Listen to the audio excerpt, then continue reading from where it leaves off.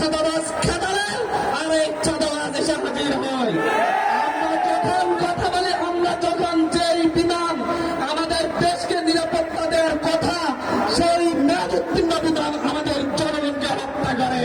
আমাদের পূর্বপুরুষরা 200 বছর ধরে লড়াই করে ব্রিটিশ খেদিয়েছে তাদের পরবর্তী প্রজন্মকে একটি শান্তির জীবন উপহার দেওয়ার জন্য, নিরাপদ জীবন উপহার দেওয়ার জন্য। আমাদের পূর্বপুরুষরা পাকিস্তান থেকে বাংলাদেশকে আলাদা করেছে যাতে করে তাদের পরবর্তী প্রজন্ম একটি নিরাপদ বাংলাদেশে বসবাস করতে পারে। আমাদের পূর্বপুরুষরা 1990 সালে জীবন দিয়েছে, স্বৈরাচার খেদিয়েছে যাতে বাংলাদেশের মানুষ, পরবর্তী মানুষ, জনগণ যাতে নিরাপদে বাঁচতে পারে।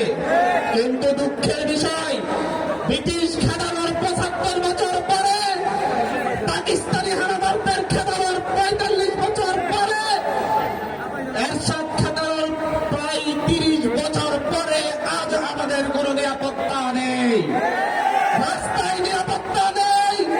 মেয়াদোত্তীর্ণ খানে আমাদেরকে চাপা দিয়ে চলে যায়। আমাদের হসপিটালে নিরাপত্তা নেই, আমরা ভালো চিকিৎসা পাই না। শ্রেণীকক্ষে নিরাপত্তা নেই, বিমান এসে আমাদের ছাত্রছাত্রী ভাই বন্ধুকে হত্যা করে চলে যায়।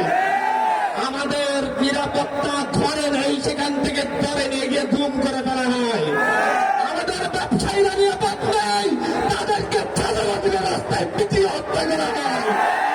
আমরা এই নিরাপত্তার জন্য, নিরাপদ বাংলাদেশের জন্য আমরা বারবার লড়াই করছি, জীবন দিচ্ছি, কিন্তু আমাদের দেশের মানুষের ভাগ্যের কোনো পরিবর্তন ঘটছে না।